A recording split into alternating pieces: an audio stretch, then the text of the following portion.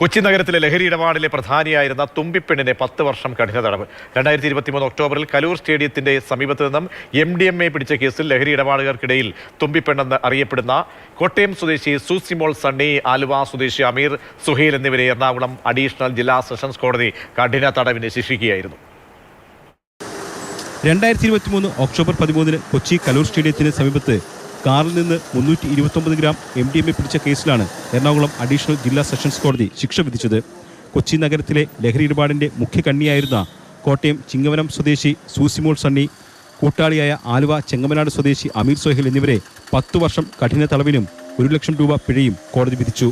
പിഴയൊടുക്കിയില്ലെങ്കിൽ 6 മാസം കൂടി കഠിന തടവ് അനുഭവിക്കേണ്ടി വരുമെന്ന് additional sessions judge Suresh Babu VPM ശിക്ഷാവിധിയിൽ വ്യക്തമാക്കി.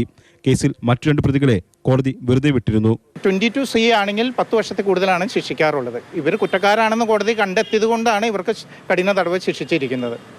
മറ്റു 2 പേരും 3-ാം പ്രതിയും 4-ാം പ്രതിയും കുറ്റക്കാരല്ല എന്ന് കണ്ട് കോടതി അവരെ വെറുതെ വിട്ടിട്ടുണ്ട്. ഇടപാടുകാർക്ക് ലഹരി കൈമാറാൻ കാറിലെത്തിയപ്പോഴായിരുന്നു കലൂർ സ്റ്റേഡിയത്തിന്റെ പരിസരത്ത് നിന്ന് തുമ്പിപ്പെണ്ണും കൂട്ടാളികളും എക്സൈസ് സംഘത്തിന്റെ പിടിയിലാകുന്നത്.